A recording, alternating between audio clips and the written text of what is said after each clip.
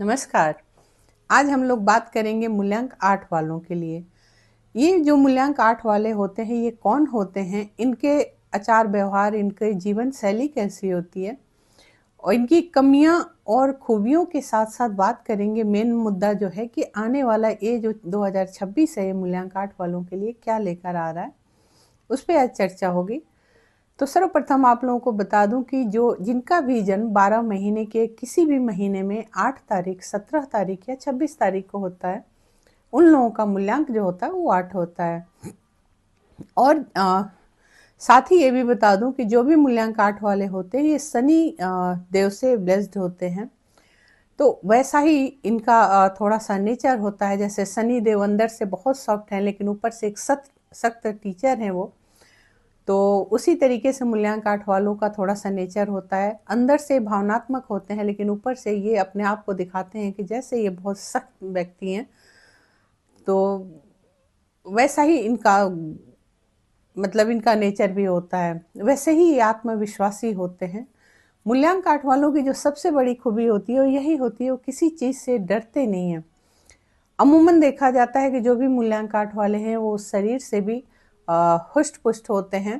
कहने का मतलब अंदरूनी भी वो ताकतवर होते हैं, अंदर से भी वो आत्म बल उनका बहुत होता है। वो किसी चीज़ से हारते नहीं हैं। उनके अंदर कुछ भी कर गुजरने का एक जज्बा रहता है। उनको अगर लक्ष्य सामने दिखाई दे रहा है या उनको कोई जिम्मेदारी दे दी जाए तो बखूबी उसको पूरा करते हैं, क्योंकि शरीर से भी हुष्ट पुष्ट होते हैं और दिमाग से भी, आत्मबल से भी वो बहुत कहा जा सकता है कि वो बहुत ताकतवर होते हैं अंदरूनी। सबसे बड़ी जो चीज़ होती है कि अगर, जैसा मैंने कहा कि अगर इनको कोई जिम्मेदारी दे दी जाए या ये कुछ यदि ठान लें तो ये किसी हद तक पहुंच जाते हैं, किसी हद तक जा सकते हैं।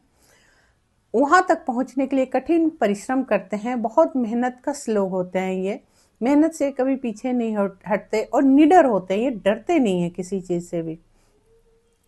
और ये अपने जो निर्णय ये लेते हैं उस पे अडिग रहते हैं। इनको बहुत ज़्यादा दूसरों की विचार पसंद नहीं आते हैं। ये अपने विचारों को ही चिंतन मंथन करते हैं, अपने विचारों पे ही अमल करते हैं। उसी विचार के तहत ये आगे बढ़ते हैं। सुनते हैं, सभी की सुनते हैं और बहुत ही शांत भाव से, संत मन से सुनते हैं। लेकिन ये निर्णय जो लेते हैं, ये निर्णय उनका स्वयं का होता है, क्योंकि वो स्वयं के ऊपर बहुत विश्वास करते हैं। सबसे बड़ी जो चीज़ आप लोगों को बताएं कि जो मूल्यांक 8 वाले जो लोग होते हैं, ये अंदर से बहुत सॉफ्ट होते हैं। ऊपर से ये दिखाते हैं कि जैसे ये बहुत ज़्यादा सख्त मिजाज है, पर ये सख्त मिजाज होते नहीं हैं। बहुत अंदर से ये कोमल होते हैं। और सबसे बड़ी चीज़ जो इनको बताएं कि मूल्यांक 8 वालों के जीवन में जो है, बहुत चुनौतियां भी आती हैं, लेकिन ये बहुत ज़्यादा गतिशील भी होते हैं और चुनौतियों का सामना करने के लिए सदैव ही तैयार रहते हैं। ये चुनौतियों से कभी पीछे नहीं हटते हैं। चुनौतियों को कहा जाए कि ये स्वीकार करते हैं, स्वीकार करके आगे बढ़ते हैं। और बहुत सारी खूबियाँ होती हैं। यदि इनके एक चीज़ और ये ऊपर से दिखाते हैं कि जैसे ये जो है मतलब बहुत ज़्यादा जैसे धार्मिक नहीं है, लेकिन सच कहा जाए तो ये बहुत धार्मिक होते हैं। इनका स्वभाव बहुत ज़्यादा अंदरूनी होता है, वो दिखावे में नहीं होता है। दिखावे के लिए ये लोग बिल्कुल भी दिखाएंगे कि नहीं नहीं नहीं, मुझे कोई मतलब नहीं। अंदरूनी मन से ये लोग किसी चीज़ को मानते हैं। और सबसे बड़ी, जब तक ये स्वयं नहीं उसकी जांच कर लेते, स्वयं नहीं समझ जाते प्रत्यक्ष, तब तक ये विश्वास नहीं करते किसी की बातों पे। अगर इनकी कमियों की बात की जाए तो सबसे बड़ी चीज़ है कि ये जो जिस चीज़ पे भी अडिग हो जाते हैं, वहाँ से ये हटते नहीं है। इनको पीछे हटते नहीं देखा जाता है। और जब जब ये दूसरों से ज़्यादा उम्मीदें लगाते हैं, तब तब कहीं ना कहीं इनको झटका लगता है जीवन में। कभी भी जब इन्होंने भरोसा किया कि किसी भी इष्ट मित्र पे भरोसा करेंगे, वहाँ से इनको धोखा ही मिलता है। वहाँ से इनको, इनके साथ जो भी इनके इष्ट मित्र होते हैं, वो एंड मौके पे इनको धोखा दे देते हैं। इससे इनको बहुत तकलीफ पहुँचती है।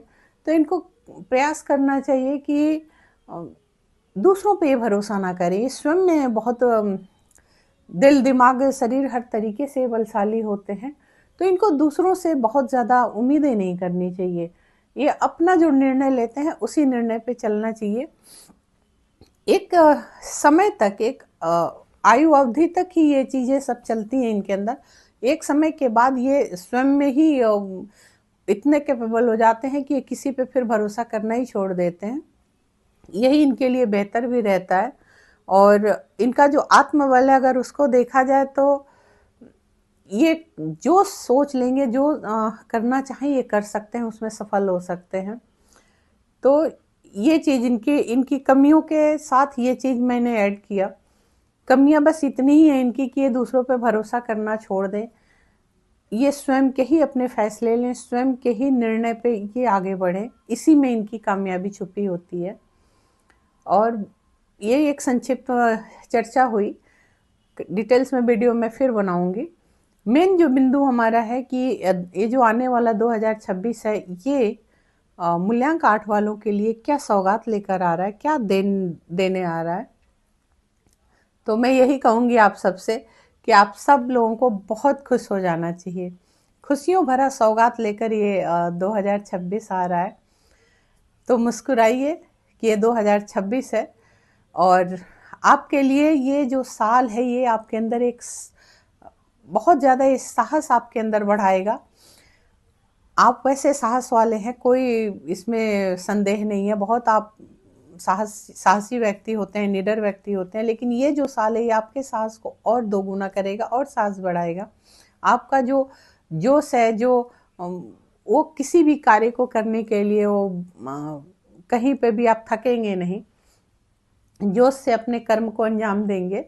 तो ये साल इन सब चीज़ों के साथ साथ अगर देखा जाए तो जो भी आपके अभी तक के अधूरे कार्य अगर कहीं कोई रह गया है तो उस कार्य को इस वर्ष आपको पूरा करने का मौका मिलेगा, और आपके प्रतिष्ठा बढ़ेगी, ऐसा योग देखने को मिल रहा है। अगर अध्यात्म की तरफ कहा जाए तो यूँ तो आप आध्यात्मिक बहुत नहीं होते हैं, दिखाते हैं ऐसा लोगों को, लेकिन इस साल आपका जो रुझान है वो अध्यात्म की तरफ भी बढ़ेगा। आप जिस भी फील्ड में हैं वहाँ उस फील्ड में आपके लिए सफलता का योग है। अगर आप चाहे जॉब में हैं, बिजनेस में हैं, या किसी भी तरीके का जो भी आप काम करते हैं, जिस भी फील्ड में हैं, सफलता का योग जरूर बन रहा है। अगर आप कहीं निवेश करते हैं तो वहाँ से भी आपको लाभ होगा, लेकिन विशेष लालच से आपको जरूर बचना चाहिए। आप जब भी किसी चीज़ को लालचवश अगर कहीं निवेश करेंगे तो आपको कभी वहाँ से प्रॉफिट नहीं होगी। इसलिए जहाँ आप ठीक ठीक कर सकते हैं, मेहनत से जो कमा सकते हैं वो करना चाहिए। लालच के प्रति कभी कहीं ना बढ़ें आप। यदि अगर आप अविवाहित हैं और शादी करने का मन बना रहे हैं तो इस साल आपके रिश्ते नए आ सकते हैं, आपकी शादी तय हो सकती है। घर परिवार की बात करें तो घर परिवार में भी कोई मंगल कार्य होने की संभावना नजर आ रही है, और घर परिवार में बहुत ही शांति रहेगी। एक चीज मैं जरूर कहना चाहूंगी कि यदि आप प्रेम विवाह करना चाहते हैं तो इस साल रुक जाएं। ये मेरी बात को नोट करें कि यदि आप प्रेम प्रसंग में हैं और प्रेम विवाह इस साल करना चाहते हैं तो पुनः मैं एक बार इसको रिपीट कर रही हूँ कि प्रेम विवाह यदि आप करना चाहते हैं तो इस साल आपको नहीं करना चाहिए, रुक जाइए, आप नेक्स्ट ईयर में करिए। और क्रोध और आवेग पर अपने नियंत्रण रखें। यदि आपको किसी भी कार्य में, किसी भी बात पर अगर क्रोध आ रहा है, कहीं से भी आपके अंदर अगर लग रहा है कि कुछ पैनिक होने वाली कोई चीज़ है, तो वहाँ पे आप शांत रहें। स्वास्थ्य आपका ठीक रहेगा, फिर भी यही कहना चाहूँगी कि आप अपना ध्यान रखें। स्वास्थ्य अच्छा ही रहेगा आपका इस साल, बिल्कुल। और जैसा मैंने अभी आप लोगों को शुरुआत में बोला कि जो भी मूल्यांक 8 के लोग हैं, इनके जो ग्रह हैं वो शनि देव होते हैं, और जो शनि देवता हैं वो भगवान शिव और हनुमान जी के बहुत प्रिय हैं। तो जो भी मूल्यांक 8 वाले हैं वो कहते हैं कि जिस तरह से शनि देव जो है वो कर्म, न्याय और संतुलन के कारक माने जाते हैं जीवन में। अभी मैंने स्टार्टिंग में कहा है कि एक सख्त टीचर हैं। अमूमन एक बार फिर रिपीट करूंगी कि लोगों ने इतना भ्रम फैला रखा है केतु को लेकर, राहु को लेकर, शनि को लेकर, निगेटिव निगेटिव लोगों ने कर रखा है, इससे बाहर निकलने की ज़रूरत है। ये जो 3 ग्रह होते हैं बहुत अच्छे होते हैं। शनि देव, क्योंकि जो भी अच्छा टीचर होता है वो आपको बेहतर बनाने के लिए होता है। जब भी अच्छा टीचर आपको मिलेगा तो आपकी लाइफ सुधर जाएगी। और जहाँ पे भी बस यूं ही लपझप वाले टीचर होंगे वहाँ आप रह जाएंगे। तो शनि देव एक सख्त टीचर है और ये जीवन को करके तब सीखने की प्रेरणा देते हैं।